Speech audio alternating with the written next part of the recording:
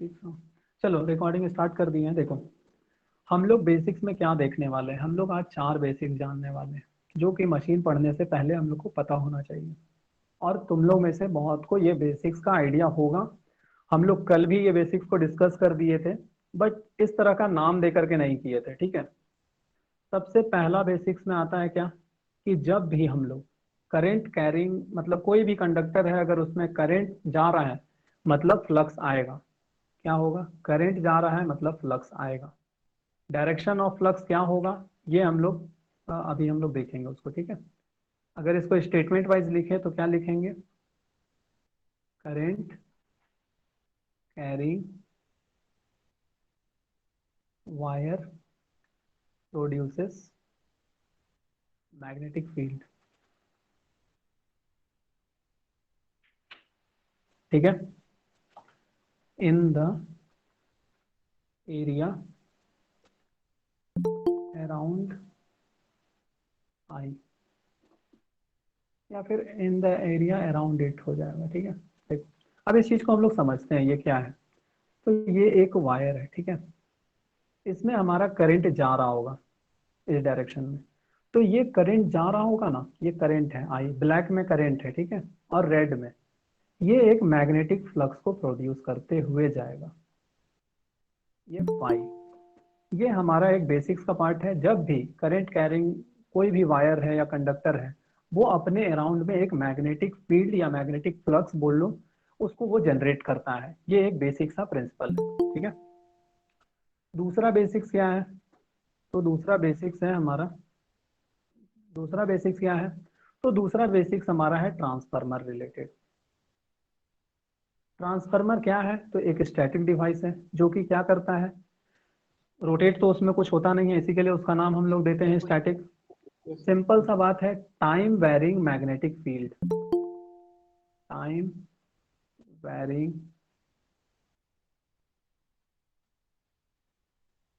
Student लोग add हो ही ना, time varying magnetic field induced या induces voltage in a coil, ठीक है। मतलब सिंपल सा बात है, हमारा अगर टाइम वेरिंग मैग्नेटिक फील्ड है, अगर हम लोग जैसे सपोज करो ये एक ट्रांसफार्मर का हम फिगर बना रहे हैं,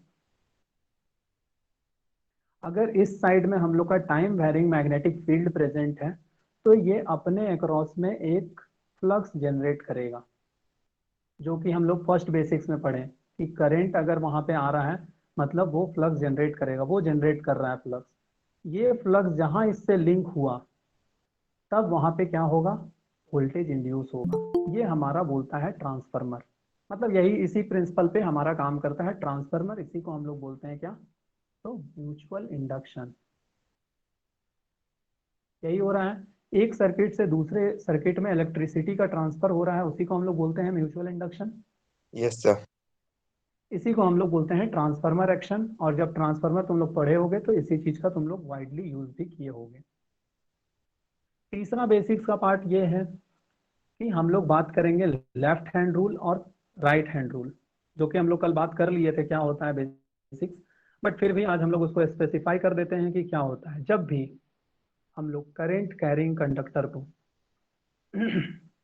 करेंट कैरिंग कंडक्टर को हम लोग अगर मैग्नेटिक फील्ड के प्रेजेंस में लाएंगे, current carrying conductor in the presence, in the presence of, in the presence of magnetic field, तो फिर वो क्या करता है, जो हमारा करंट कैरिंग कंडक्टर है उसमें एक फोर्स लगता है, then it will experience a force. ऐसा ही कुछ है।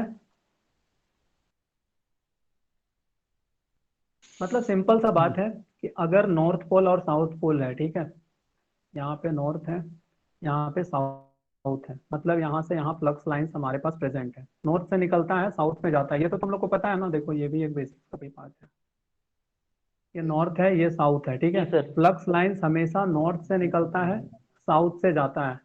आउटसाइड द मैग्नेट और इनसाइड द मैग्नेट साउथ से नॉर्थ की तरफ जाता है। ठीक है। Yes sir. और इस चीज का ध्यान रखना कि कभी भी magnetic lines of force intra मतलब आपस में इंटरसेक्ट नहीं करता है, ये पैरेलल लाइंस होता है और कभी आपस में इंटरेक्ट नहीं करेगा। ठीक है। तो इसी चीज को हम लोग ये मैग्नेट को काट दिए हैं, और ये मैग्नेट को काटने के बाद यहाँ पे नॉर्थ बना दिए, यहाँ पे साउथ बना दिए। तो आउटसाइड ये एयर है ना, एयर में हमेशा नॉर्थ से साउथ जाता है, बस उसी चीज को यहाँ पे शो कर रहे हैं। इसी में अगर हमारा एक कंडक्टर आ जाए इस तरह से, इस तरह से, और इसमें अगर आई अमाउंट ऑफ करंट फ्लो हो, तो फिर इसमें एक फोर्स लगता है, और वो फोर्स अपवर्ड भी लग सकता है, डाउनवर्ड भी लग सकता है। और वो फोर्स बताता कौन है? तो वो फोर्स का डायरेक्शन मतलब किस डायरेक्शन में लग रहा है, अपवर्ड लगेगा कि डाउनवर्ड लगेगा, वो बताता है फ्लेमिंग्स लेफ्ट हैंड रूल। ठीक है। तो फ्लेमिंग्स लेफ्ट हैंड रूल बना लेते हैं हम लोग हाथ यहाँ पे। ये हो गया हमारा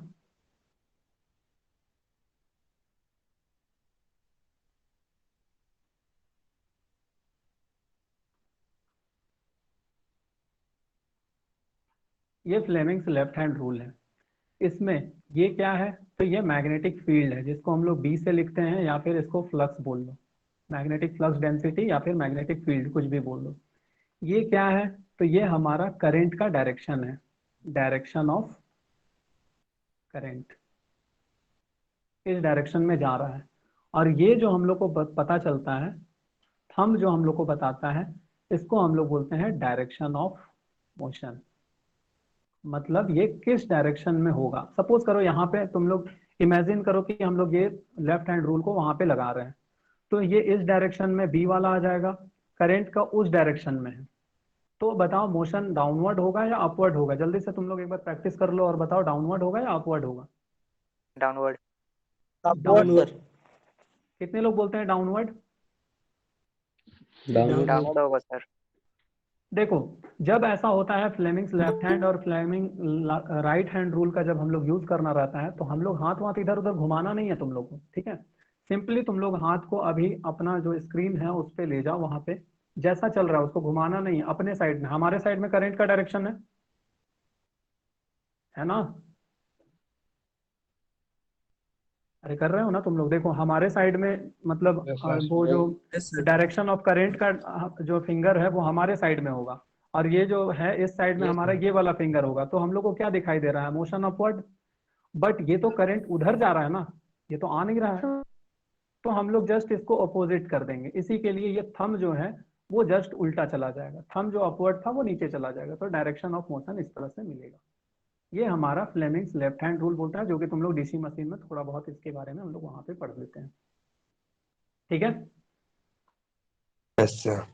फोर्थ बेसिक्स क्या है? तो लेफ्ट हैंड रूल पढ़े तो राइट हैंड रूल भी होगा। जब भी कोई भी कंडक्टर अगर फ्लक्स को काट रहा है, whenever conductor cuts the magnetic flux an EMF is induced, मतलब EMF एक वहां पे इंड्यूस्ड होगा। और वो EMF का पोलैरिटी कैसे होगा, क्या होगा, वो बताता है हमारा फ्लेमिंग्स राइट हैंड रूल। यहाँ पे क्या लिखेंगे? Moving conductor in presence of magnetic field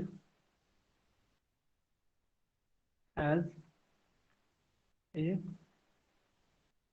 voltage induced in it.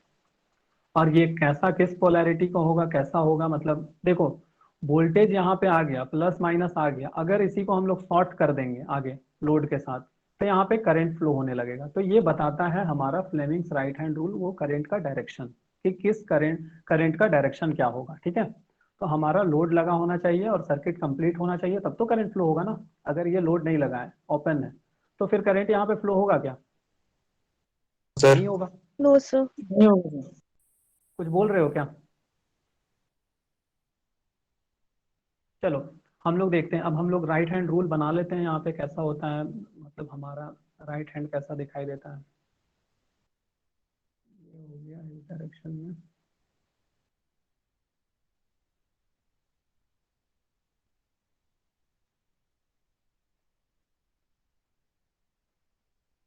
देखो एग्जैक्ट मेरा फिगर पे मत जाना, फिर भी हम ट्राई कर रहे हैं अच्छा से बनाने का, तो तुम लोग को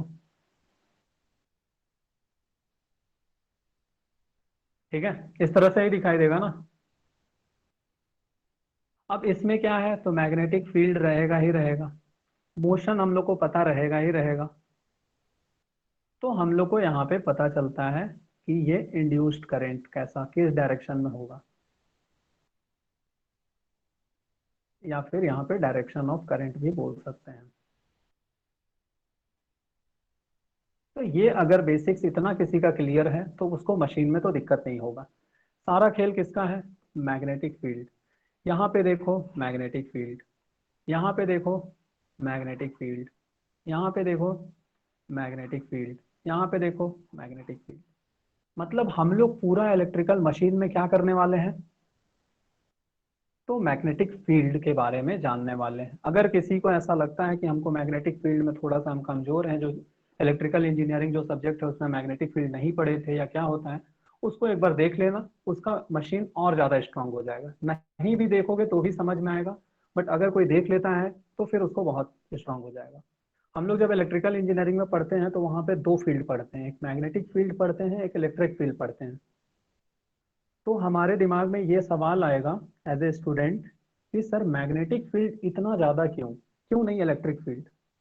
तो उसका आंसर ये है कि अगर तुमको कोई भी चीज़ अगर सामान खरीदना है, अगर वही सेम चीज़ अगर 10 रुपए में मिल जा रहा है और वही सेम चीज़ 100 रुपए में मिल जा रहा है, तो हम लोग तो चाहेंगे ना कम में ज़्यादा आउटपुट लें। वही सेम स्टोरी सर होता है मैग्नेटिक फील्ड और इलेक्ट्रिक फील्ड का। जितना आउटपुट हम लोग मैग्नेटिक फील्ड से जनरेट कर पाते हैं, उतना आउटपुट अगर हम लोग को इलेक्ट्रिक फील्ड से जनरेट करना होगा, कर सकते हैं इलेक्ट्रिक फील्ड से भी, बट उसके लिए हम लोग को बहुत बड़ा मशीन बनाना होगा।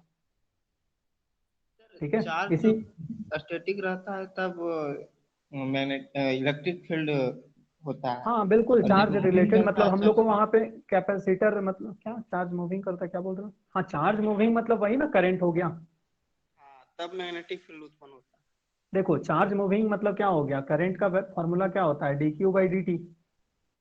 इसको मतलब ही होता है कि फ्लो ऑफ चार्ज, और जहां पे करंट आ रहा है वहां पे फ्लक्स आ रहा है, यहाँ पे हम लोग फर्स्ट बेसिक में ही देखे हैं। तो बस हो गया कहानी हम लोग का यहीं पे। इसी के लिए हम लोग मैग्नेटिक फील्ड को बहुत ज्यादा इंपॉर्टेंस देते हैं हमारे इलेक्ट्रिकल मशीन में। ठीक है, यस अब सर। चलो अब हम ट्राई करते हैं तुम लोग को एनिमेशन के थ्रू, हालांकि ये हो पाएगा कि नहीं इसके लिए हम कुछ बोल नहीं सकते हैं। तो ये यहाँ पे है, हाँ ये देखो ये हो सकता है इसका रिकॉर्ड, इसका आवाज और मेरा आवाज मिक्स हो जाए, बट ठीक है हम ट्राई करेंगे कि मेरा आवाज रिकॉर्ड हो। ठीक है, इनकी बनावट बहुत ही आसान होती है, जो है ये यह तुम्हारा बहुत ही मजबूत होती हैं मोटर है, और बेस इंडक्शन बहुत ही मोटर। भरोसेमंद होती हैं। इसमें क्या होगा तुम लोग को फिगर में दिख चलिए रहा है, या फिर आवाज भी जा रहा है क्या, नो यस सर, सर इसमें आवाज अपना आवाज है सर, क्लियर आ फिगर रहा है दिख रहा है। सिर्फ मेरा आवाज जा रहा है ना, चलो ठीक है। अगर उधर का भी यस आवाज सर। जाए तो मिक्स हो सकता है, बट ठीक है फिर भी हम ट्राई कर रहे हैं कि मेरा ही आवाज जाए। पहले हम 3 फेज इंडक्शन मोटर की कंस्ट्रक्शन देखते कंस्ट्रक्शन हैं। को समझें। तो कंस्ट्रक्शन ज़्यादातर इंडक्शन मोटर में कंस्ट्रक्शन बहुत ही सिंपल दो है। पार्ट इसको मेन हम होते हैं। खोलेंगे तो तुम लोग यहाँ पे देख पा रहे हो, ये जो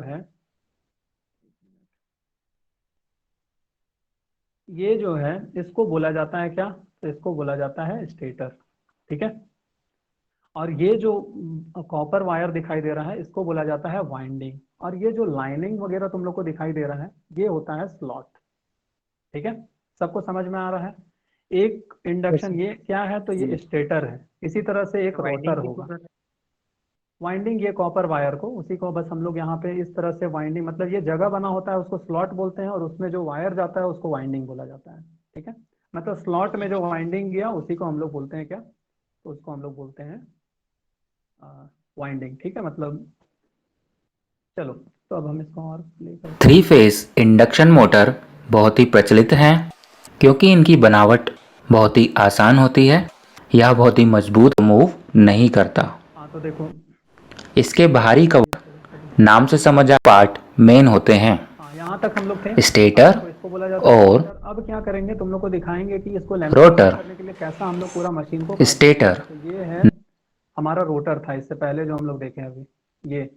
रोटर, अब रोटर को तुम लोग देखोगे कि कैसा कट करके, ये तुम लोग को गोल दिखाई दे रहा है पूरा, बट ये एक्चुअल में गोल नहीं है। इसको पूरा हम लोग कट करके जो है फिर से इसको फिट किए हैं। क्यों ऐसा किए हैं? क्योंकि हम लोग को लैमिनेशन से बचना है। ठीक है, स्टेटर, नाम से समझ आ रहा है स्टेटर यानी स्टेशनरी पार्ट, मतलब हम लोग वह पार्ट जो स्थिर होता है, देखो ये जो मूव नहीं करता। वगैरह कैसे रहता है इसका इसके बाहरी कवच को वो तुम लोग स्टेटर फ्रेम कहा जाता है और इसे योक है।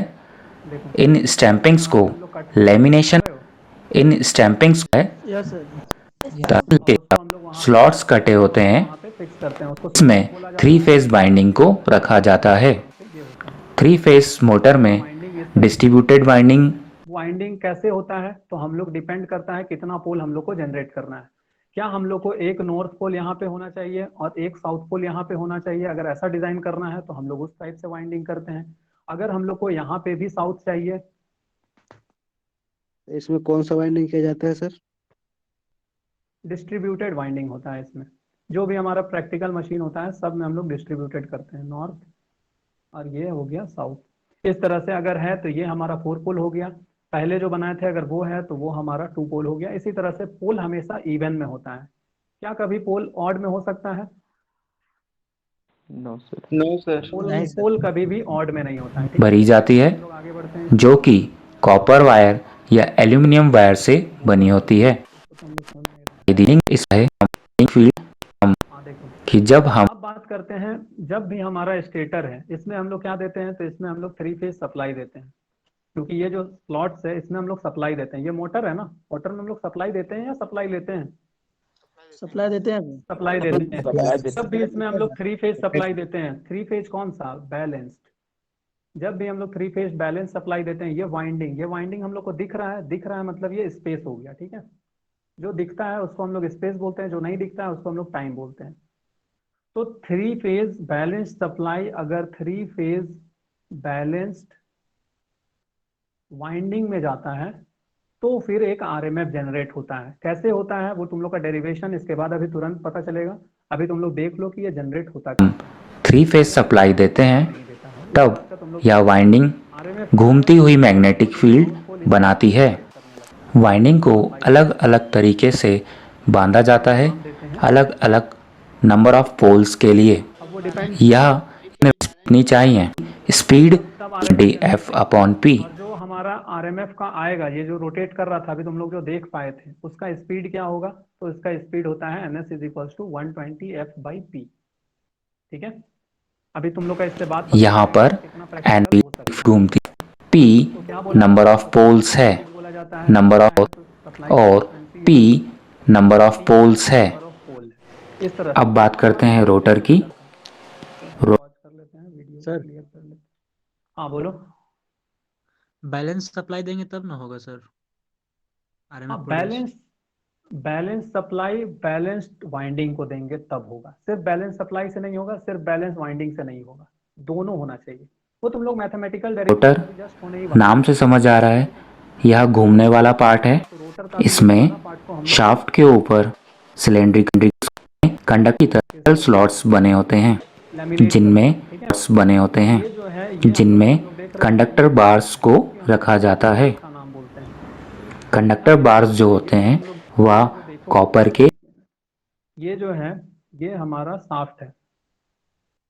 ठीक है, ये शाफ्ट और इसका ये पैरेलल नहीं है, कटा हुआ रहता है। क्यों कटा हुआ रहता है? क्योंकि हमारा मैग्नेटिक फ्लक्स अच्छे से लिंक हो उसके लिए। या एल्यूमिनियम के होते हैं, जिन्हें हर स्लॉट में रखा जाता है।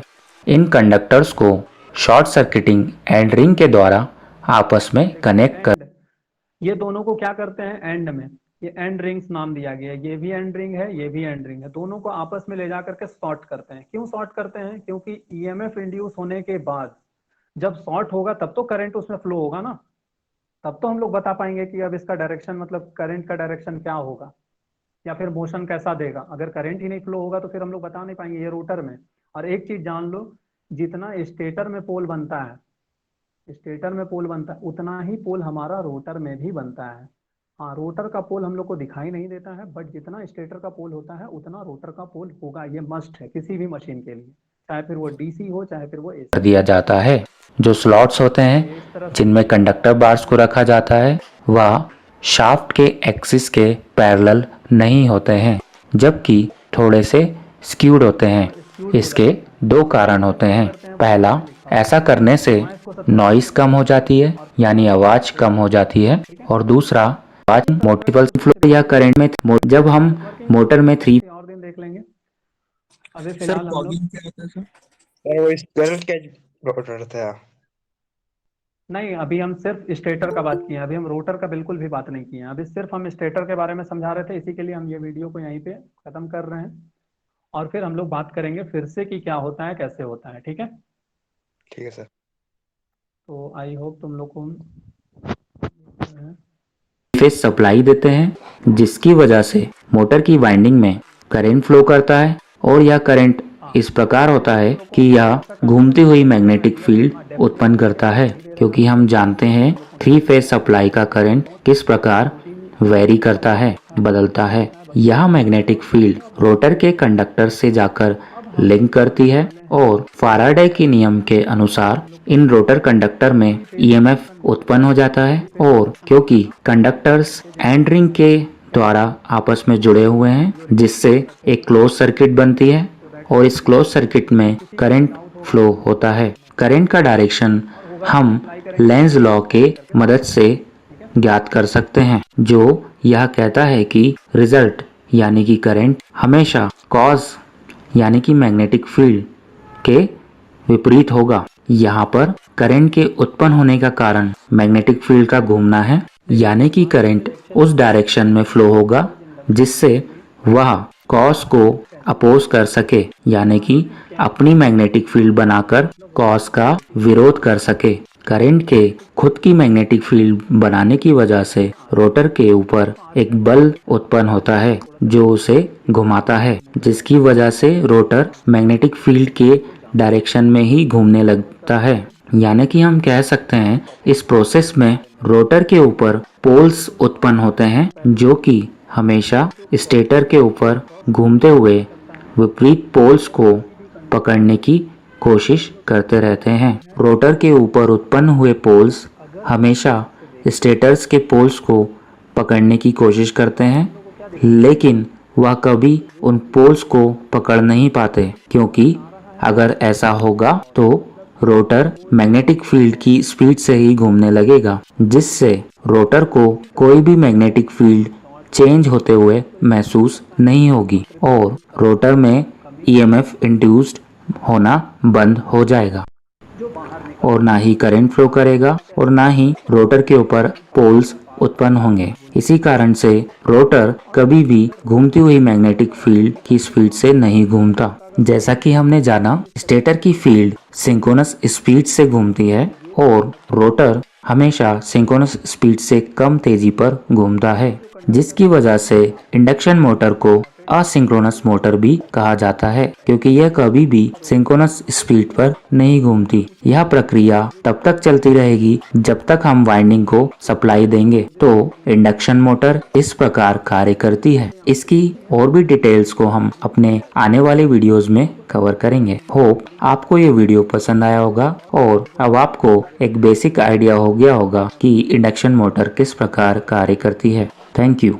अभी फिलहाल हम लोग यहाँ पे समझेंगे कि आरएमएफ जनरेट होने के लिए दो बेसिक टर्म बहुत जरूरी है। पहला टर्म होता है बैलेंस्ड सप्लाई और दूसरा टर्म होता है बैलेंस्ड वाइंडिंग। अगर डेफिनेशन पॉइंट ऑफ व्यू से देखें कि आरएमएफ क्या होता है, तो उसका सिंपल सा आंसर ये है। अगर कोई इंटरव्यू में पूछ रहा है कि आरएमएफ क्या होता है, तो तुम लोग को ये बताना है कि अगर हम लोग बैलेंस्ड सप्लाई बैलेंस्ड वाइंडिंग में देते हैं तो फिर हम लोग को आरएमएफ जनरेट हो जाता है। अब वो कैसे जनरेट होता है, क्या होता है, वो अभी हम लोग डिटेल में देखेंगे। तो सबसे पहला हम लोग टर्म देखेंगे क्या, बैलेंस्ड वाइंडिंग का मतलब क्या होता है। बैलेंस्ड वाइंडिंग, बैलेंस्ड वाइंडिंग का मतलब ये होता है कि जैसे तुम लोग ये मशीन देख पा रहे हो मोटर, बैलेंस्ड मतलब हम लोग जो देख पा रहे हैं वाइंडिंग हम लोग देख पाते हैं 120 डिग्री का शिफ्ट में अगर एक दूसरे फेज, जैसे ए बी सी 3 फेज है, 120 डिग्री के शिफ्ट में अगर लगा हुआ है तो फिर हम लोग उसको बोलेंगे कि ये बैलेंस्ड वाइंडिंग है। कहने का मतलब अगर ए फेज को यहाँ पे हम लोग किए हैं, सपोज करो ये क्रॉस है, मतलब यहाँ से करंट जा रहा है तो यहाँ पे डॉट हो जाएगा। उसके जस्ट 120 डिग्री के बाद स्पेस में, मतलब जो हम लोग को दिखाई दे रहा है ये 120 डिग्री है ना, ये 120 डिग्री के बाद देखो यहाँ पे बी है, इसके 120 डिग्री के बाद देखो यहाँ पे सी है। वैसा जहां पे भी इस तरह का वाइंडिंग किया होगा उसको हम लोग बोलेंगे कि हम लोग का ये वाइंडिंग कैसा है, तो ये बैलेंस्ड वाइंडिंग है। ये हो गया वाइंडिंग का कहानी। यहाँ पे हम लिख देते हैं। हाँ, उसका सारा चीज आइडेंटिकल होना चाहिए, मतलब सेम नंबर ऑफ टर्न्स होना चाहिए, थिकनेस वगैरह सारा चीज सेम होना चाहिए। अगर डेफिनेशन लिखना है तो यहाँ पे लिख सकते हैं कि identical winding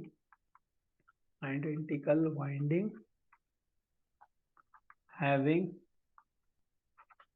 same number of turns and same thickness. ऐसा नहीं कि थिकनेस में कुछ उल्टा फुल्टा, same thickness when placed at 120 degree in space. फिर से यहाँ पे वर्ड रिपीट हो रहा है, स्पेस जो हम लोग को दिखाई देता है, स्पेस इज कॉल्ड एज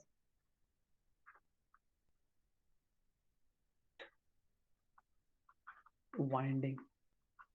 ठीक है, इन स्पेस कहने का मतलब जो हम लोग को दिखाई देता है। ठीक है, दूसरा टर्म क्या आता है? दूसरा टर्म आता है सर बैलेंस सप्लाई। क्या होता है बैलेंस्ड सप्लाई? अब देखो सप्लाई यहाँ पे हम लोग क्या फीड कर रहे हैं, देखो ये मशीन है तो हम लोग यहाँ पे करंट देते हैं, आई ए, आई बी और आई सी। बैलेंस्ड करंट, करंट हम लोग देख पाते हैं क्या? करंट को हम लोग देख नहीं पाते। जो चीज हम लोग देख नहीं पाते हैं वो होता है टाइम, जो चीज हम लोग देख पाते हैं वो होता है स्पेस। स्पेस में 120 डिग्री का शिफ्ट मतलब बैलेंस्ड वाइंडिंग, और टाइम में 120 डिग्री का शिफ्ट सप्लाई को हम लोग बोलेंगे बैलेंस्ड। डेफिनेशन यहाँ पे देख लेते हैं, उसके बाद फिर हम लोग आगे बढ़ेंगे। इसका मतलब होता है करंट का मैग्नीट्यूड सेम होना चाहिए, करंट हैविंग इक्वल मैग्नीट्यूड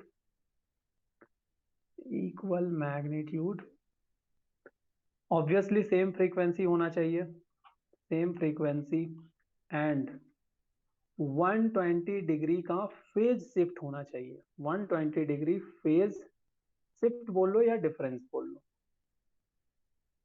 कहने का मतलब क्या है? कहने का मतलब ये है कि अगर I A of T is equals to है हमारा I M sine omega T है, तो आई बी ऑफ टी क्या होगा? I M sine omega T minus 120 degree. I C of T क्या होगा?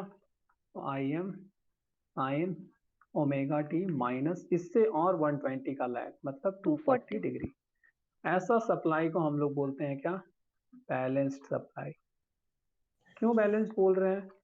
तो जिसका मैग्नीट्यूड सेम हो और फेज में इससे यहाँ पे 120 डिग्री का फेज डिफरेंस, इससे इसमें 120 डिग्री का फेज डिफरेंस, इससे इसमें 120 डिग्री का फेज डिफरेंस, मतलब कोई भी फेज आपस में अगर 120 डिग्री का फेज शिफ्ट बना रहा है इसका मतलब वो सप्लाई हमारा कैसा है? तो वो सप्लाई हमारा है बैलेंस्ड। ठीक है, तो अगर आरएमएफ जनरेट करने के लिए, ये डेफिनेशन है, अभी हम लोग समझेंगे कि आरएमएफ होता क्या है। ठीक है, टू जनरेट आरएमएफ हम लोग क्या करते हैं? आरएमएफ को हम लोग बोलते हैं रोटेटिंग मैग्नेटिक फील्ड। देखो आरएमएफ वर्ड सुन करके डरना नहीं है, ये कोई रॉकेट साइंस नहीं है, सिंपल है। मैग्नेटिक फील्ड मतलब एक magnet north pole south pole से निकलता है, नॉर्थ से निकलता है साउथ में एंटर करता है, बस वही है। उसी को हम लोग बस रोटेट करा देते हैं तो बस वो रोटेटिंग मैग्नेटिक फील्ड हो गया। अभी तुम लोग समझोगे कि वो कैसे होता है। तो इसका डेफिनेशन क्या होगा? जब भी हम लोग थ्री फेज बैलेंस्ड सप्लाई को, थ्री फेज बैलेंस्ड वाइंडिंग को देते हैं तो फिर हमारा एक मैग्नेटिक फील्ड जनरेट होता है जो कि रोटेटिंग मतलब होता है। उसी को हम लोग नाम देते हैं रोटेटिंग मैग्नेटिक फील्ड, और वो रोटेट करता है एक स्पीड से, जिस स्पीड का नाम देते हैं हम लोग सिंक्रोनस स्पीड। ठीक है, उसी चीज को हम लोग यहाँ पे लिख लेते हैं, when three phase three phase supply नहीं लिखेंगे, यहाँ पे बैलेंस्ड वर्ड बहुत जरूरी है, बैलेंस सप्लाई बोलेंगे। Balance supply is given to, किसको देंगे हम लोग तो वाइंडिंग को देंगे ना। वाइंडिंग कहाँ पे किया जाता है? वाइंडिंग हमेशा रोड स्टेटर में किया जाता है, इस बात का ध्यान रखना। Three phase balance supply is given to three phase balanced winding. Winding कहाँ पे करते हैं? ऑन स्टेटर, ठीक है, इस चीज का ध्यान रखना। देन रोटेटिंग मैग्नेटिक फील्ड, जिसको हम लोग शॉर्ट में बोलते हैं आरएमएफ, इज प्रोड्यूस्ड, ठीक है। और इसका स्पीड कितना होगा? विच रोटेट्स एट एनएस, और ये एनएस को ही बोला जाता है सिंक्रोनस स्पीड, सिंक्रोनस स्पीड। और ये एनएस का फॉर्मूला क्या होता है? तो NS is equals to 120 F by P, where हमारा एनएस होता है synchronous speed, synchronous speed. F होता है फ्रीक्वेंसी ऑफ सप्लाई, क्योंकि हम लोग सप्लाई दे रहे हैं उसका कुछ तो फ्रीक्वेंसी होगा ना, फ्रीक्वेंसी ऑफ सप्लाई, जो कि हमारे घर पे आता है कितना हर्ट्ज रहता है वो? 50 हर्ट्ज 50 हर्ट्ज। 50 फिर यहाँ पे P है, P होता है नंबर ऑफ पोल। पोल्स। अब यहाँ पे सबसे इंपॉर्टेंट चीज ये समझने वाली बात है कि यहाँ पे P जो है वो कभी ऑड नंबर नहीं होगा, ये हमेशा पेयर में होगा। क्या होगा?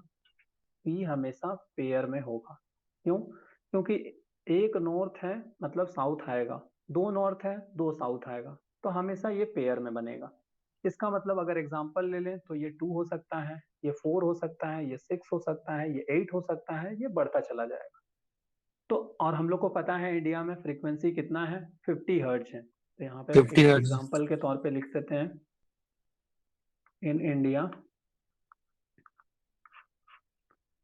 f is equals to 50 hertz. कहीं पे भी चले जाओ फ्रीक्वेंसी 50 हर्ट्ज होगा। फिर p हमारा 2 हो सकता है, 4 हो सकता है, 6 हो सकता है, 8 हो सकता है, वो डिपेंड करता है। अब हम लोग यहाँ पे ns निकालेंगे। वन ns का फॉर्मूला यहाँ पे लिख देते हैं, सर 120 अगर हम लोग f को बाई फ्रीक्वेंसी बढ़ाना हो तो 120 इंटू 50 डिवाइडेड बाई 2, ये 2 पोल के लिए हो गया। ns is equals to 120 into 50 divided by 4, ns is equals to 120 into 50 divided by 6। हम लोग इसका आंसर यहाँ पे कैलकुलेटर से कर लेते हैं, कैलकुलेट और फटाफट लिख लेते हैं।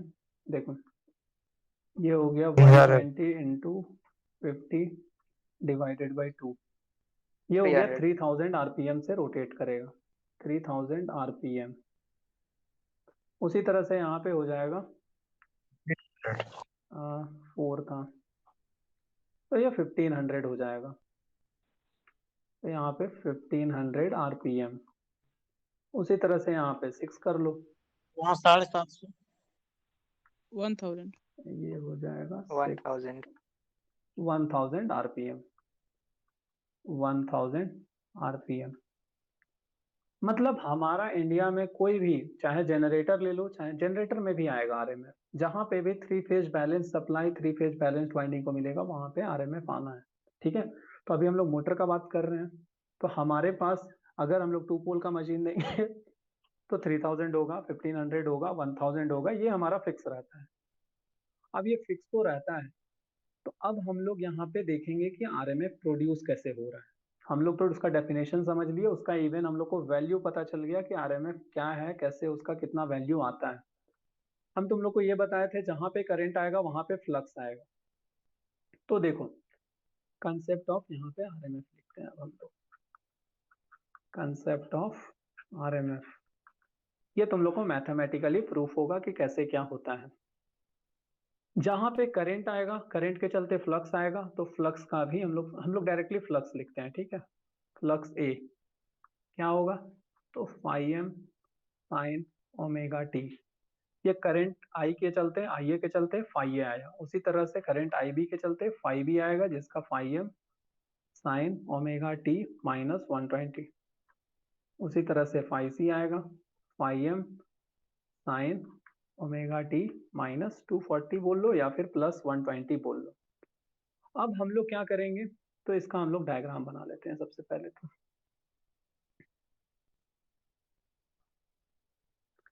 देखो यहाँ पे अगर इसको फाई ए मान रहे हैं तो इसको फाई बी मानेंगे, इसको हम लोग फाई सी मानेंगे। और ये जो हमारा फेजर है ये हमारा रोटेट करता है इस डायरेक्शन में, मतलब एंटी क्लॉकवाइज डायरेक्शन में। हमेशा याद रखना फेजर जो होता है वो एंटी क्लॉकवाइज डायरेक्शन में रोटेट करता है। तुम यहाँ पे बैठ गए और तुम देख रहे हो सबसे पहले क्या पार हुआ, फाई ए पार हुआ, इसके बाद क्या होगा, बी पार होगा, उसके बाद क्या होगा, सी पार होगा। इसी के लिए फेज सीक्वेंस हम लोग नाम देते हैं क्या, तो फेज सीक्वेंस ए के बाद बी के बाद सी। बस किसी किसी बुक में तुम लोग क्या देखोगे, तो किसी किसी बुक में देखोगे आर वाई बी। उस केस में फेज सीक्वेंस क्या हो जाएगा, आर वाई बी। हाँ, किसी किसी बुक में तुम लोग ये देख सकते हो कि ये जो फिगर है ये तुम लोग का कुछ इस तरीके से रोटेट करके ऐसा बनाया रहेगा। तो कंफ्यूज बिल्कुल भी नहीं होना है, हम तुम लोग को सारा चीज रोटेट करके भी दिखा देंगे। यहाँ पे फाई आर रहेगा, यहाँ पे फाई वाई रहेगा, यहाँ पे फाई बी रहेगा, A B C R Y B. यहीं पे हम लोग खड़ा होकर के देखेंगे इस तरह से डायरेक्शन में रोटेट कर रहा है, पहले ए गया फिर बी गया फिर सी गया। इसी के लिए phase sequence A B C R Y B. Confusion बिल्कुल भी नहीं रखना है, हम लोग इस तरह से अभी फिलहाल पढ़ेंगे, उसके बाद फिर जो बुक वगैरह में रहता है उसको हम रिलेट कर देंगे, सो दैट कि तुम लोग कोई बुक को भी रेफर करो तो कभी कंफ्यूजन ना हो। अब हम लोग को कौन बताया कि ये सर रोटेटिंग मैग्नेटिक फील्ड है, मैग्नेटिक फील्ड को तो हम लोग देख नहीं पाते हैं। कुछ डाउट है? सर ये सीक्वेंस किस बेसिस पे लिखे वो फिर से बताइए ना। देखो सीक्वेंस लिखने का सिंपल सा मतलब ये है कि तुम लोग यहाँ पे कहीं पे स्पेस में खड़े हो जाओ, दूर में कहीं पे भी रैंडमली। जैसे अभी तुम यहाँ पे लिख नहीं पाएंगे स्क्रीन में क्योंकि फिर हमको वहां जाना होगा, तो फिर हम लास्ट में तुमको वो समझा देंगे। अभी हम वर्बली समझा दे रहे हैं, यहाँ पे हम लोग कहीं पे खड़े हैं। अगर ये इस डायरेक्शन में जा रहा है, हम लोग यहीं पे खड़े रहेंगे, तो पहले ए गया फिर बी गया फिर सी गया फिर ए गया फिर बी गया फिर सी गया, वैसे ही जाएगा ना अगर ये कंटिन्यूअस रोटेट कर रहा है तो। अगर सपोज करो पहले हम ए को नहीं भेज रहे हैं, पहले हम यहाँ पे खड़े हैं, हम सी को पहले भेज रहे हैं, सी के बाद क्या आ गया, ए आ गया, फिर उसके बाद क्या आ गया, बी आ गया, उसके बाद क्या आ गया, सी आ गया। C A B C A B C A B लिखोगे तो वो भी तो phase sequence A B C A है। ये हम तुम लोग को एट द एंड समझा देंगे, ठीक है। तो हम लोग क्या यस सर। किए, हम लोग एक कैमरा लेकर के आए। देखो ये क्या करेगा, ये मैग्नेटिक फील्ड को कैप्चर कर रहा है। हम लोग 3-4 टाइम में, अलग अलग टाइम में हम लोग इससे क्लिक किए। कौन कौन सा टाइम है, omega T is equal to 0 degree पे पहला क्लिक किए, फिर omega T is equal to 60 degree पे दूसरा क्लिक किए, तीसरा क्लिक किए omega T is equal to 120 degree में। तुरंत टाइम चला गया, खच खच खच क्लिक क्लिक हम लोग करते चले गए। अब हम लोग को क्या पता चला कि जब हम लोग फोटो को देखें तो एक टाइम पे तो हमारा रिजल्टेंट जो है वो इस तरह से आ रहा था फाई आर। कुछ देर के बाद ये रिजल्टेंट चला गया इस डायरेक्शन में फाई आर यहाँ पे, कुछ देर के बाद ये इधर चला गया फाई आर। तो हम लोग को इससे ये एज्यूम हो गया कि हमारा जो है मैग्नेटिक फील्ड पहले इस डायरेक्शन में था, फिर इस डायरेक्शन में, फिर इस डायरेक्शन में, कुछ देर के बाद और करते तो इस डायरेक्शन में आता, फिर इस डायरेक्शन में आता, फिर इस डायरेक्शन में आता, फिर इस डायरेक्शन में। तब जाकर के हम लोग फाइनली कंक्लूजन निकाले कि नहीं आरएमएफ जो है वो रोटेट करता है, मतलब मैग्नेटिक फील्ड जो है ये फाई आर क्या है, फाई आर तो रिजल्टेंट मैग्नेटिक फील्ड है ना। फाई आर जो है ये रिजल्टेंट मैग्नेटिक फील्ड है। ये कैसे मिलता है, तो रिजल्टेंट मैग्नेटिक फील्ड तीनों को ऐड करने से मिलता है, phi A plus phi B plus phi C का वेक्टर एडिशन होता है, तब जाकर के हम लोग को मिलता है। तो फाइनली ऐड किए तो इस डायरेक्शन में आया, कुछ देर के बाद ऐड किए तो इस डायरेक्शन में आया, कुछ देर के बाद ऐड किए तो इस डायरेक्शन में आया। तो हम लोग इससे ये कंक्लूजन निकाले कि नहीं हमारा मैग्नेटिक फील्ड जो है वो रोटेट करता है, और ये मैग्नेटिक फील्ड रोटेट कर रहा है, इसी के लिए इसका नाम हम लोग देते हैं क्या, रोटेटिंग मैग्नेटिक फील्ड। बस ये था कहानी रोटेटिंग मैग्नेटिक फील्ड का। अब हम लोग इसमें ये देखेंगे कि इसका मैग्नीट्यूड क्या होता है और ये कैसे किस इंस्टेंट में कितना क्या मतलब वैल्यू हो रहा है, उसको अब हम लोग मैथमेटिकली यहाँ पे डेराइव करेंगे। ठीक है, तो देखो सबसे पहले तो हम लोग अपना रेफरेंस ले लेते हैं। हमारा रेफरेंस क्या है, फाई ए ऑफ टी जो है वो हमारा है phi M sine omega T. Phi B of T क्या है, तो phi M sine omega T minus 120। Phi C of T क्या है, तो phi M sine omega T minus 240, या फिर इसी को हम लोग प्लस 120 भी लिख सकते हैं। ये हमारा है। इसका अगर फिगर बनाएं तो ये इस दो फिगर हम बनाते हैं सो दैट कि कंफ्यूजन तुम लोग को बिल्कुल भी ना रहे, अगर तुम लोग कोई बुक से भी रेफर कर रहे हो तो। ये हमारा फाई ए है, ये हमारा फाई बी है, और ये हमारा फाई सी है। यहाँ से यहाँ तक का दूरी जो है 120 डिग्री है, यहाँ से यहाँ तक 120, यहाँ से यहाँ तक 120। ठीक है, अब हम लोग क्या देखेंगे, हर इंस्टेंट पे हम लोग फोटो क्लिक करेंगे। फोटो क्लिक करेंगे कब कर रहे हैं, तो सबसे पहला instant at omega T is equals to 0। Omega T is equals to 0 पे जब हम लोग क्लिक कर रहे हैं तो phi A is equals to क्या हो जाएगा, तो phi M sine 0। Phi B क्या हो जाएगा, तो phi M sine 0 minus 120। Phi C क्या हो जाएगा, तो फाई एम साइन 0 माइनस 240। ठीक है, इसका वैल्यू तो डायरेक्टली 0 हो गया। इसका हम लोग देखेंगे साइन माइनस 120 का वैल्यू कितना होता है। तो कैलकुलेटर है हमारे पास, यहाँ पे देखो साइन माइनस 120 ब्रैकेट 1, ये वैल्यू आता है -√3/2, -√3/2 फाई एम। उसी तरह से साइन 0 माइनस 240, यहाँ पे इसको हटाओ, साइन 0 माइनस 240, ये वैल्यू मिलता है √3/2।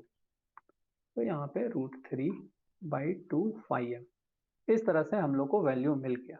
ठीक है, अब हम लोग क्या करेंगे, तो हम लोग को एक वेक्टर तो 0 मिल गया, ये तीनों वेक्टर है ना, वेक्टर एडिशन करना है, ये तीनों का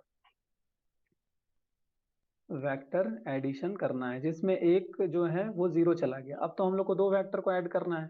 तो हम लोग बहुत अच्छे से जानते हैं, क्या जानते हैं, तो अगर ये वेक्टर P है और ये वेक्टर Q है, दोनों अगर एंगल बीच का थीटा बना रहे हैं, हम लोग को रिजल्टेंट चाहिए दोनों के बीच का, तो हम लोग पैरेललोग्राम लॉ से रिजल्टेंट निकाल सकते हैं, जो कि रिजल्टेंट का फॉर्मूला होता है √अंडर P का मैग्नीट्यूड का स्क्वायर प्लस Q का मैग्नीट्यूड का square plus 2 into P into Q into cos theta. ये होता है फॉर्मूला। ये अगर कंसेप्ट किसी को पता है तो हम लोग इसको यहाँ पे यूज करने वाले हैं। हम लोग को सबसे पहले तो यहाँ पे हम लोग फाई ए फाई बी फाई सी का वैल्यू बनाते हैं। देखो हमारा रेफरेंस सबसे पहले हम ब्लैक में बनाएंगे। ठीक है, डॉटेड इससे कर लेते हैं, वो ज्यादा बेटर होगा। देखो, अरे ये रेड में हो रहा है। हाँ, हमारा रेफरेंस ये था,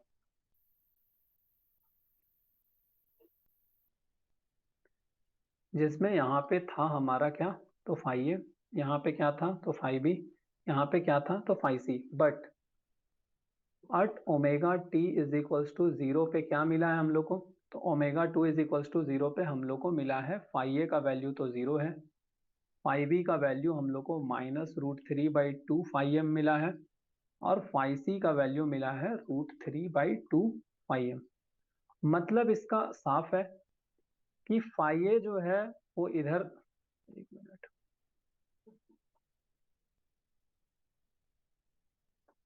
हाँ, फाई ए जो है इधर अब नहीं जाएगा, क्योंकि फाई ए तो 0 है, इसी के लिए ये यहीं पे रहेगा, मतलब वो कहीं नहीं जाएगा। फाई बी इस साइड में जाता तो प्लस फाई एम होता, बट प्लस में तो है नहीं, उसका वैल्यू तो माइनस में है, -√3/2, -√3/2 इस डायरेक्शन में चला जाएगा। ये क्या है, तो ये हमारा है फाई बी। क्यों फाई बी उस डायरेक्शन में गया, क्योंकि माइनस है यहाँ पे, माइनस इस साइड में रहता प्लस, उस साइड में चला गया माइनस। ठीक है, फाई सी क्या माइनस है? तो नहीं है, माइनस नहीं है, प्लस, तो प्लस के साथ में यहाँ पे आएगा, तो इस डायरेक्शन में √3/2 का वैल्यू 1 से छोटा होगा, मतलब ये जितना था उससे थोड़ा सा कम आएगा। उसी तरह से यहाँ पे इसका हम थोड़ा सा गलती, इतना बड़ा है उधर, मतलब यहाँ पे चला जाएगा। ये हो गया हमारा फाई बी, ये हो गया हमारा फाई सी। फाई ए तो 0 है। अब हम लोग का ये दोनों के बीच का एंगल हम लोग को फाइंड करना है। अगर एंगल पता चल गया तो फिर हम लोग ये कंसेप्ट से बहुत इजीली रिजल्टेंट निकाल सकते हैं। अब हम लोग को एंगल चाहिए, तो हम लोग को एंगल के लिए क्या करना होगा? ये तो हम लोग को पता है 120 होता है, और ये भी हम लोग को पता है 120 होता है, और हम लोग को ये भी पता है कि ये जो है ये 180 होता है। 180 से अगर हम लोग 120 को सब्सट्रैक्ट कर दे तो हम लोग को ये एंगल पता चल जाएगा, ये एंगल होता है 60। मतलब हम लोग को यहाँ से क्या समझ आया? हम लोग को यहाँ से ये समझ आया कि ये जो है ये 120 डिग्री है और ये 60 है, तब जाकर के ये मतलब 180 का लाइन बनाएगा। तो ये 60 हो गया, तो ये जो बचा हुआ एंगल कितना हो गया? वो बचा हुआ एंगल हो गया 60 डिग्री। अब तो हमारा वैल्यू क्लियर है, फाइव बी का वैल्यू √3/2 हो जाएगा, क्योंकि हम लोग उस साइड में ले गए। अगर इस साइड में होता तो माइनस लिखते, बट उस साइड में तो प्लस लिखेंगे ना, रेड में ही लिख देते हैं, √3/2। उसी तरह से फाई सी का वैल्यू क्या होगा? तो √3/2। अब हम लोग यहाँ पे रिजल्टेंट निकालेंगे। रिजल्टेंट कैसे निकलेगा? तो हम लोग को पता है √अंडर फाई बी का स्क्वायर प्लस फाई सी का square plus 2 into phi B into phi C into cos of theta. Phi B का स्क्वायर करेंगे तो √3/2 का स्क्वायर करने से क्या हो जाएगा? तो ये हो जाएगा 3/4। फाई सी का स्क्वायर करने से क्या हो जाएगा? 3/4 plus 2 into phi A plus phi B, मतलब sorry phi B plus phi C multiply करेंगे, √3 इंटू √3 क्या हो जाएगा? तो ये हमारा हो जाएगा 3/4, और ये cos theta, cos of 60 degree. Cos 60 का वैल्यू क्या होता है? तो यहाँ से देख लेते हैं, कॉस 60 1/2 1/2 होता है। ठीक है, तो इसको हम लोग काट देते हैं यहाँ से, और 1/2 यहाँ पे लिख देते हैं, ये दोनों कैंसिल हो गया। मतलब हम लोग को यहाँ से क्लियरली क्या दिखाई दे रहा है? तो हम लोग को यहाँ से क्लियरली ये दिखाई दे रहा है, यहाँ के बाद हम लोग यहाँ चले जा रहे हैं, √3/4 प्लस 3/4 प्लस 3/4। क्लियर है? इसका मतलब क्या हुआ? ये 3/4 3/4 3/4 ये हो गया ऊपर में 9/4, इसी के लिए यहाँ पे आता है 3/2। और फाई एम सबके साथ में है, तो यहाँ पे कॉमन तो फाई एम स्क्वायर होगा ही ना, तो लास्ट में फाई एम कॉमन निकल जाता है। तो देखो हम लोग को ये मैग्नीट्यूड भी पता चल गया, रूट मतलब 3/2 फाई एम, और हम लोग को रिजल्टेंट का डायरेक्शन भी पता चल गया। रिजल्टेंट का डायरेक्शन कैसा होगा? ये दोनों के, एक मिनट, ये दोनों के बिल्कुल बीच में ऐसा निकलेगा, और वो कितना टाइम्स होगा? तो वो 3/2 टाइम्स फाई एम होगा। क्लियर है यहां तक किसी को? तो हम लोग जो अपना फिगर बनाए थे, देखो यहाँ पे कि स्टार्टिंग में इस डायरेक्शन में होगा, मिल गया एक तो हम लोग को। अब उसी तरह से बाकी दो को हम लोग डेराइव करेंगे, तो तुम लोग को ये पता चल जाएगा कि नहीं, अलग अलग टाइम पे ये फोटोग्राफर जो है, जो मैग्नेटिक फील्ड को फोटो खींच सकता है, वो खींचा तो उसको दिखा, कुछ देर के बाद ये इस डायरेक्शन में चला गया, कुछ देर के बाद ये इस डायरेक्शन में चला गया, और कुछ देर के बाद ये इस डायरेक्शन में आ जाता, और कुछ देर के बाद में इस डायरेक्शन में, और कुछ देर के बाद इस डायरेक्शन में। तो इससे हम लोग कंक्लूजन निकाले कि नहीं, ये मैग्नेटिक फील्ड जो है वो रोटेट कर रहा है। मैग्नेटिक फील्ड क्या है? ये एक मैग्नेट ही तो है ना। इसका मतलब एक मैग्नेट जो है वो रोटेट कर रहा है मशीन के अंदर में, जो कि हम लोग को दिखाई नहीं देता है, बट वो हो रहा है, ये प्रूफ हो गया।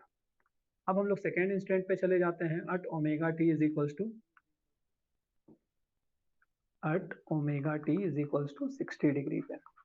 तो हम लोग का जो बेसिक इक्वेशन है, फाई ए ऑफ टी क्या है? तो phi M sine omega T के जगह में 60, फाई बी टी क्या हो जाएगा? Phi M sine 60 minus 120, phi C T क्या हो जाएगा? Phi M sine 60 minus 240। ठीक है, तो इसी को अब हम लोग सॉल्व करेंगे। तो इसका वैल्यू हम लोग कैलकुलेटर में लिखते जाते हैं फटाफट। देखो पहले हम लोग लिखेंगे sin 60 का वैल्यू √3/2 आ रहा है, तो हम लोग यहाँ पे लिखेंगे √3/2 इंटू 5m। उसी तरह से अब हम लोग यहाँ पे sin 60 माइनस 120 का लिखेंगे, sin 60 minus 120 minus √3/2 minus √3/2 5m आ रहा है।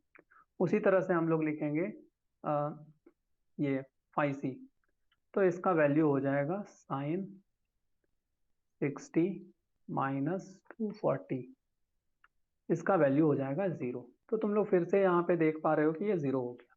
हमारा जो रेफरेंस डायग्राम था स्टार्टिंग में, रेफरेंस मतलब ये वाला, ये जो है ये हमारा क्या है, तो ये हमारा रेफरेंस है। इसको हम लोग हमेशा याद रखेंगे, सारा चीज इसी के रिलेटेड होगा। तो हम लोग सबसे पहले तो यहाँ पे रेफरेंस बनाएंगे अपना, ये था रेफरेंस।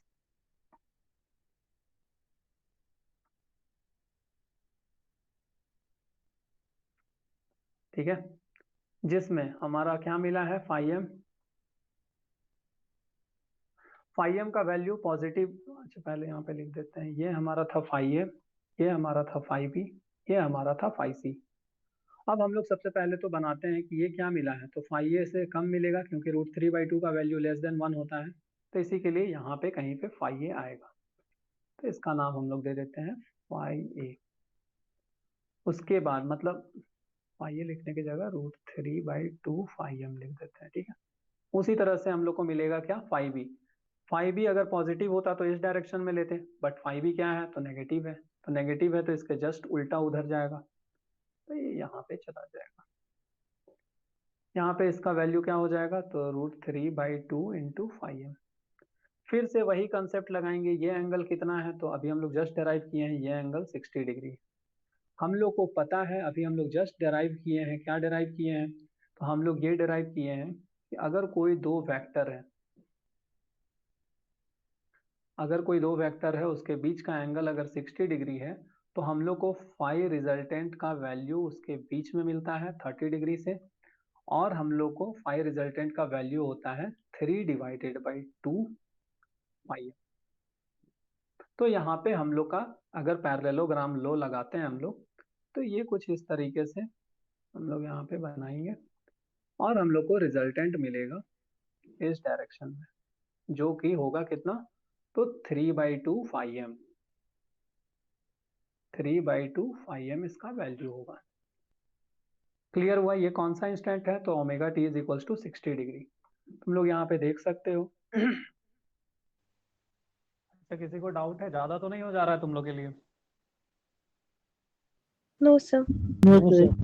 समझ में आता जा रहा है No, सब कुछ? हम लोग यानी हम लोग काफी अच्छे से समझने का ट्राई करेंगे कि कैसा sir. मैग्नेटिक फील्ड रोटेट हो रहा है। ठीक है, तो ज्यादा होगा तो तुम लोग बोल सकते हो कि सर अब थोड़ा सा बात कर लीजिए, हम लोग रोक देंगे इसी तरह से, और हम लोग जो है आगे बढ़ेंगे। ठीक है, तो हम फिर से प्ले कर Yes, रहे हैं, sir. 10 मिनट बचा हुआ है, 10 मिनट देख लो, उसके बाद फिर लास्ट में हम लोग डिस्कस करेंगे कि omega is equal to 60 degree में हम लोग कुछ ऐसा फिगर बनाए थे, आ रहा है वैसा, यहाँ पे बनाए थे ऐसा आया था, यहाँ पे बनाए थे ऐसा आ रहा है। उसी तरह से 120 डिग्री को चेक करेंगे, कितना का डिफरेंस आ रहा है, 60-60 का। अगर यहाँ पे 0 है तो इस डायरेक्शन में है, 60 है तो इस डायरेक्शन में है, 120 है तो इस डायरेक्शन में है, 180 कर लोगे तो इधर आ जाएगा इस डायरेक्शन में, और 60 240 ऐड कर लोगे तो इस डायरेक्शन में आएगा, ये नहीं आएगा। ठीक है, उसमें और 60 ऐड कर लोगे 300 ओमेगा टी, ये ओमेगा टी का वैल्यू लिख रहे हैं। ठीक है, ये ओमेगा टी, ये ओमेगा टी, फिर omega T is equals to 360 ले लोगे तो इस डायरेक्शन में आ जाएगा। मतलब हम लोग एक साइकिल मूव किए तो हम लोग जहां से थे वहीं पे आ गए, इसी के लिए इसका नाम पड़ा क्या, रोटेटिंग मैग्नेटिक फील्ड। हम लोग जल्दी से देख लेते हैं omega T is equals to 120 पे भी। ठीक है, आई होप तुम लोग को समझ में आ रहा होगा सारा चीज। at omega T is equals to 120 degree, omega T is equals to 120 degree में क्या होगा, तो सबसे पहले तो इक्वेशन हम लोग लिखेंगे, फाई ए ऑफ टी क्या था, तो phi M sine 120, omega T की जगह में तो 120 पुट किया ना, फाई बी ऑफ टी की जगह में क्या लिखेंगे, तो phi M sine 120 minus 120, phi C of T क्या हो जाएगा, फाई एम साइन 120 माइनस 240। जल्दी से फटाफट इस सब का हम लोग वैल्यू कैलकुलेटर से लिख देते हैं यहाँ पे। तो देखो साइन 120 क्या हो जाएगा, तो √3/2, यहाँ पे हो जाएगा √3/2 φm। φm है पहले से, इसी के लिए φm। फिर हम लोग यहाँ पे हटाएं साइन 120 माइनस 120, ये हो गया 0, मतलब ये 0। 120 माइनस 240, यहाँ पे हम लोग साइन 120 माइनस 240 माइनस √3/2। तो तुम लोग एक चीज ऑब्जर्व कर पा रहे हो कि चाहे वो omega T is equal to 0 degree हो, चाहे वो 60 डिग्री हो, चाहे फिर वो 120 हो, 180 हो, 240 हो, 300 हो, 360 हो, ये वैल्यू इस तरह से सेलेक्ट किया गया है कि इसमें 3 के जगह में कोई 2 को हम लोग को रिजॉल्व करना पड़ रहा है, कोई एक जो है वो ऑटोमेटिक 0 आ जा रहा है। क्यों ऐसा कर रहे हैं, क्योंकि तीनों का रिजल्टेंट निकालना बहुत टफ है। तीनों का रिजल्ट निकालने के लिए पहले हम लोग को एक दो का, कोई 2 का रिजल्टेंट निकालेंगे, फिर हम लोग उसका तीसरे के साथ करेंगे, उतना टफ हो जाएगा। तो हम लोग इंजीनियर हैं, हम लोग के पास दिमाग है, तो हम लोग यहाँ पे देखें कि कौन सा वैल्यू लिया जाए कि एक तो पहले ही हट जाए हर केस में। तो यहाँ पे हम लोग देखें कि 0 डिग्री यहाँ पे हट जा रहा है फाई ए, यहाँ पे हट जा रहा है फाई सी, यहाँ पे हट जा रहा है फाई बी, उसी तरह से ये रिपीट होगा। ठीक है, हम लोग ये नहीं बोल सकते हैं रैंडमली कि यहाँ पे क्या हटेगा, वो हम लोग को इक्वेशन लिखना होगा उसके बाद। अब हम लोग जो रेफरेंस डायग्राम है वो तो हम लोग यहाँ पे बनाएंगे ही। हमारा जो रेफरेंस है,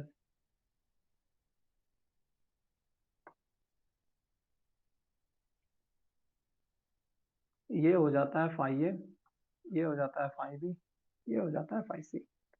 उसी के अकॉर्डिंग अब हम लोग यहाँ पे जितना वैल्यू मिला है, अगर पॉजिटिव मिला है तो फाई ए जो है, 1 मिनट, अगर फाई ए मिला है तो फाई ए इस डायरेक्शन में थोड़ा सा कम होगा। फाई बी का वैल्यू 0 है तो ये कुछ नहीं होगा यहाँ पे। फाई सी, फाई सी का वैल्यू पॉजिटिव होता तो इस डायरेक्शन में लेते, पॉजिटिव नहीं है इसी के लिए इस डायरेक्शन में लेंगे। तो ये हो गया फाई सी, ये हमारा फाई ए, ये हमारा फाई सी। हम लोग को फिर से पता है क्या, तो हम लोग जानते हैं कि ये जो है ये 120 है और ये 180 का बनाएगा यहाँ से यहाँ तक। तो 180 में से अगर इसको घटा देंगे तो बचेगा कितना, 60। तो हम लोग को फिर से वही चीज मिल गया, इसका वैल्यू कितना है, तो √3/2, इसका वैल्यू कितना है, तो √3/2, बस उसके बाद ये 60 डिग्री मिल गया। हम लोग को पता है इसका रिजल्टेंट क्या होता है, तो पैरेललोग्राम अगर लॉ लगाते हैं तो हम लोग को यहाँ पे मिल जाएगा इसका वैल्यू 60 डिग्री।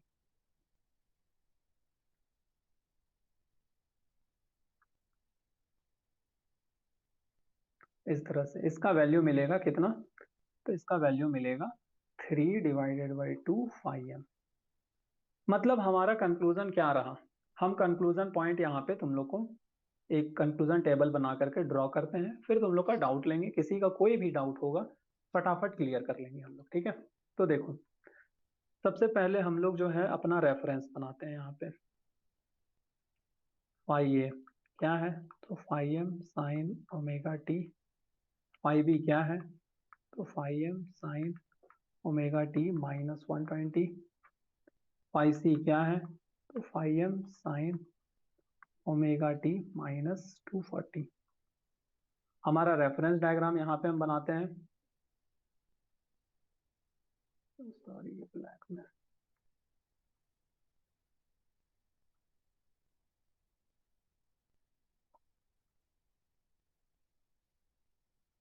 ये हमारा है फाई ए, ये हमारा है फाई बी, ये हमारा है फाई सी, ये 120 डिग्री का सब में डिफरेंस है। ठीक है, अब देखो हम लोग सबसे पहले क्या बनाए, 8 omega T is equals to 0 degree पे बनाए, 8 omega T is equals to 60 degree पे बनाए, 8 omega T is equals to, यहाँ पे लिखते हैं 8 omega T is equals to 120 degree पे बनाए। हम लोग एक रेफरेंस बनाए, रेफरेंस क्या है, तो रेफरेंस यहाँ पे बना देते हैं सबसे पहले।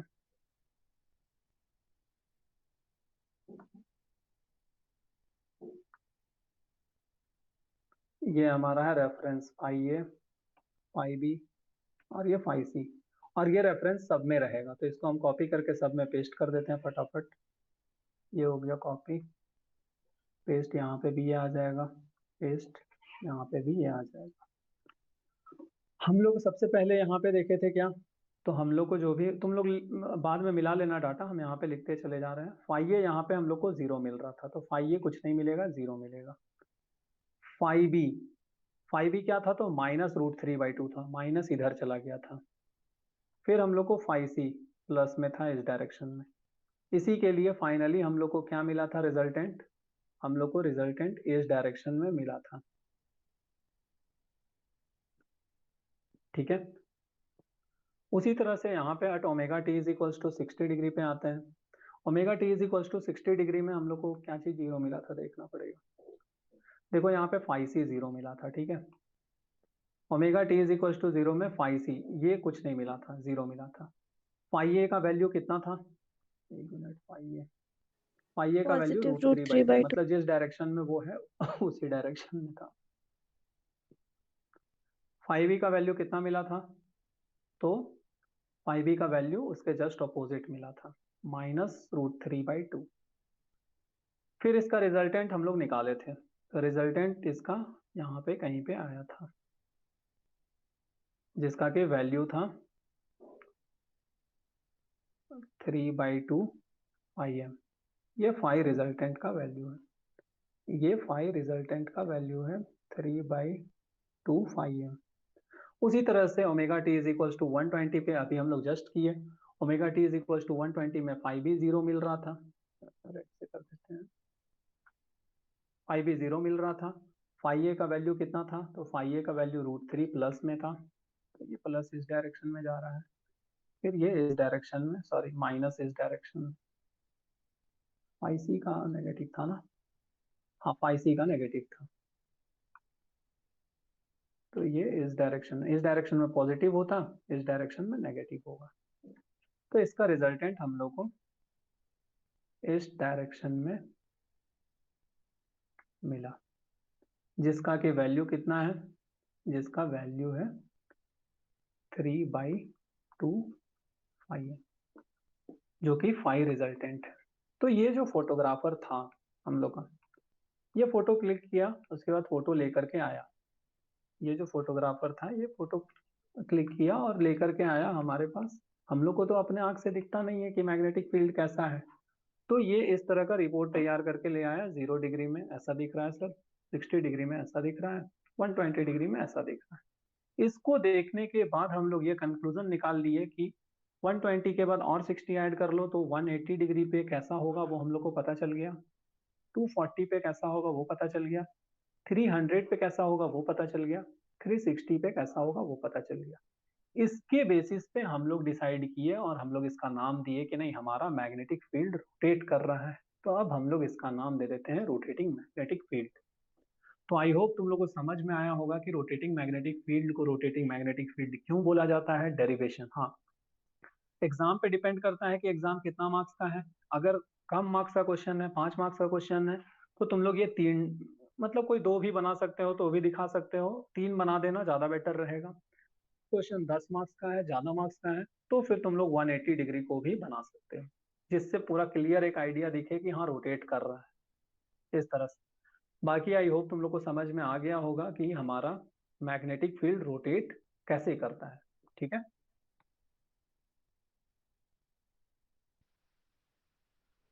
हाँ तो देखो आज वाले लेक्चर में हम लोग पढ़ेंगे कि 3 फेज इंडक्शन मोटर में आरएमएफ कैसे जनरेट होता है।